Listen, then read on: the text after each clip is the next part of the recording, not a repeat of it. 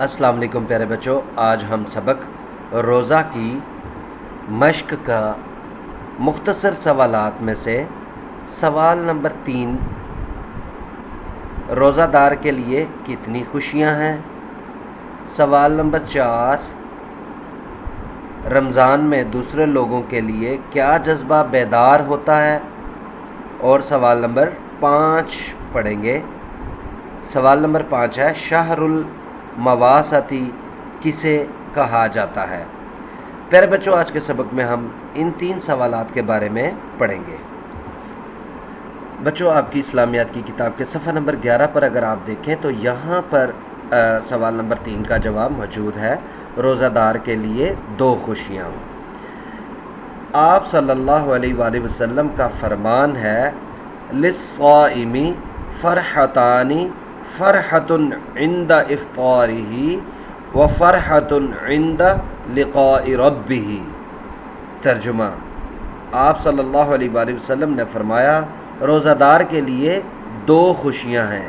ایک خوشی افطار کے وقت، یعنی جب روزہ دار افطار کرتا ہے تو افطار کے وقت اس کو بھوک اور پیاس کی شدت ہوتی ہے، اور جب وہ روزے کو اللہ کے حکم کے مطابق پورے وقت پر افطار کرتا ہے تو افطار کرنے کی ایک تو اس کو خوشی ملتی ہے، اور دوسری خوشی اپنے رب سے ملاقات کے وقت کی، یعنی اللہ تعالیٰ کا یہ وعدہ ہے کہ روزہ دار جو ہوگے ان سے اللہ تعالیٰ کی ملاقات ہوگی۔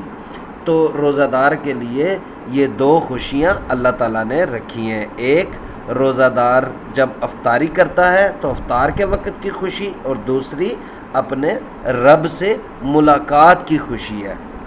تو یہ 2 خوشیاں اللہ تعالیٰ نے روزہ دار کے لیے رکھی ہیں۔ اب ہم بڑھتے ہیں سوال نمبر 4 کی طرف۔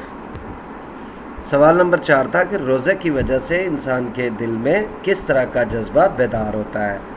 تو پیارے بچوں، اس سوال کا جواب بھی صفحہ نمبر 11 پر اگر آپ دیکھیں تو یہاں سے اس سوال کا جواب شروع ہوتا ہے۔ رمضان المبارک میں لوگوں کے دلوں میں ایک دوسرے کے لیے ہمدردی اور خیر خواہی کا جذبہ پیدا ہوتا ہے۔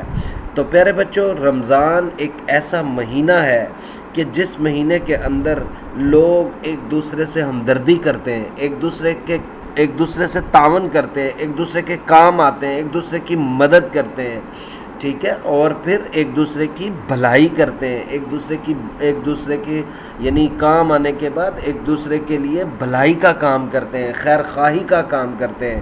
تو یہ رمضان ایسا بابرکت مہینہ ہے کہ جس مہینے میں لوگوں کے دلوں میں ایک دوسرے کے ساتھ ہمدردی کا، تعاون کا، ایک دوسرے کی مدد کا جذبہ پیدا ہوتا ہے، اور پھر ایک دوسرے کے کام آنے کا، ایک دوسرے کے ساتھ اچھائی کرنے کا، خیر خواہی کرنے کا جو جذبہ ہوتا ہے وہ رمضان کی وجہ سے پیدا ہوتا ہے۔ تو پیارے بچوں، اس سوال کا جواب یہاں تک ہے، آپ اس کو اچھی طرح سے یاد کیجیے گا۔ اب سوال نمبر 5 کی طرف بڑھتے ہیں۔ اسی صفحے پر اسی سوال کے نیچے اگر آپ یہاں سے دیکھیں تو سوال نمبر 5 کا جواب یہاں سے شروع ہوتا ہے۔ نبی اکرم صلی اللہ علیہ وآلہ وسلم نے رمضان المبارک کا نام شہر المواسطی رکھا ہے، یعنی شہر کا مطلب ہوتا ہے پیارے بچوں مہینہ، شہر مہینہ، ماہ، منتھ، ٹھیک ہے، منتھ، شہر الرمضان۔ تو شہر کا مطلب ہے مہینہ، اور مواسا کا مطلب ہوتا ہے ہمدردی، خیر خواہی، ٹھیک ہے، غم گساری، ایک دوسرے کا دکھ درد بانٹنا۔ تو شہر المواسطی ہمدردی اور غم گساری کا مہینہ، یعنی یہ مہینہ لوگوں کے ساتھ ہمدردی اور غم گساری کا مہینہ ہے، یعنی اس مہینے میں لوگوں کے ساتھ ہمدردی کی جاتی ہے اور غم گساری کی جاتی ہے۔ غم گساری یعنی لوگوں کے غم کو بانٹنا، لوگوں کے غم اور دکھ اور تکلیف میں شامل ہونا، اور ان کے دکھ درد کو دور کرنے کی کوشش کرنا۔